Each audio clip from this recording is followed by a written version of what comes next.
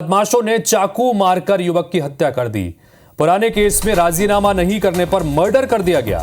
Shubham Nepali gang पर हत्या का आरोप लगा है। आस्था पैलेस कॉलोनी निवासी सुनील की हत्या हुई है। पिछले साल भी बदमाशों ने युवक पर हमला किया था। युवक शुभम नेपाली ने साथियों के साथ में मिलकर इस युवक पर हमला किया था। 18 चाकू लगने के बाद भी सुनील की जान तब बच गई थी। सुनील दरअसल राजीनामा कर नहीं रहा था। द्वारकापुरी थाना क्षेत्र की घटना है और आखिरकार एक बार फिर से उसकी हत्या कर दी गई है। उसके ऊपर हमला किया गया और इस बार तो हत्या ही कर दी गई। अंशुल मुकाती हमारे साथ में बने हुए हैं। अंशुल, ये दबंगई है एक तरह से, क्योंकि इससे पहले भी राजीनामा नहीं करने को लेकर इस युवक के ऊपर हमला किया गया था।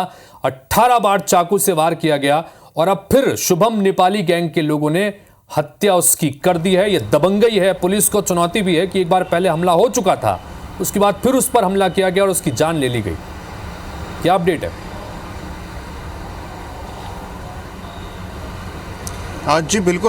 जी बिल्कुल आपको बता दूं कि शुभम नेपाली जो है वो फिलहाल जेल में है और इसी सुनील जो कि मृतक है, जिसकी चाकू मारकर हत्या की गई, इसके ऊपर हमला करने के आरोप उस पर लगे थे, जिसके बाद पुलिस ने उसे पकड़ा था और फिलहाल उसे जेल में बंद किया गया है। कहीं ना कहीं इसमें दो गैंगों के आपस में लड़ाई की बात भी सामने आ रही है। मृतक सुनील जो है उस पर भी कई आपराधिक प्रकरण जो है वो दर्ज है और उस पर जब हमला हुआ था उसके बाद शुभम नेपाली अपने साथियों के साथ जो है पकड़ाया था, उसे जेल में बंद किया गया था। लेकिन लगातार जो है उसे धमकाया जा रहा था। सुनील से कहा जा रहा था कि जो पुराना मामला है उसमें समझौता कर ले, ताकि जो शुभम नेपाली है वह अपनी गैंग के लोगों के साथ जमानत पर बाहर आ सके, जेल से छूट सके। लेकिन कहीं ना कहीं सुनील जो है उस पूरे मामले में समझौता नहीं कर रहा था और इसी के चलते देर रात उसकी जो हत्या है वो चाकू मार करके कर दी गई। हालांकि पुलिस के लिए एक बड़ी चुनौती है, क्योंकि इससे पहले जब ये पूरा मामला सामने आ चुका था उसके बाद पुलिस को इसमें सख्त कार्रवाई करना थी, लेकिन कहीं ना कहीं पुलिस के द्वारा सख्त कार्रवाई नहीं की गई, जिसका नतीजा है कि एक बार फिर शहर में गैंगवार दिखाई दिया है, जिसमें एक युवक की हत्या जो है वह कर दी गई है। बहरहाल अभी भी आरोपी जो है शुभम नेपाली गैंग के वे फरार बताए जा रहे हैं और पुलिस अब उन आरोपियों की तलाश में जुटी हुई है।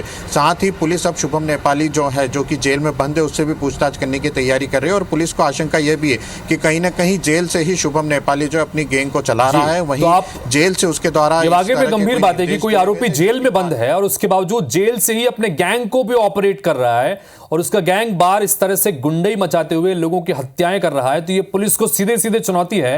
नजर बना के रखिएगा इस पर, आगे भी आपसे अपडेट लेते रहेंगे। तो कुल मिलाकर राजीनामा नहीं करने की वजह से एक युवक पर पहले जानलेवा हमला किया गया। 18 बार चाकुओं से उसके ऊपर हमला किया गया था। उसके बावजूद भी पुलिस ने जो कार्रवाई इनके आरोपियों के खिलाफ करनी थी वो नहीं करी।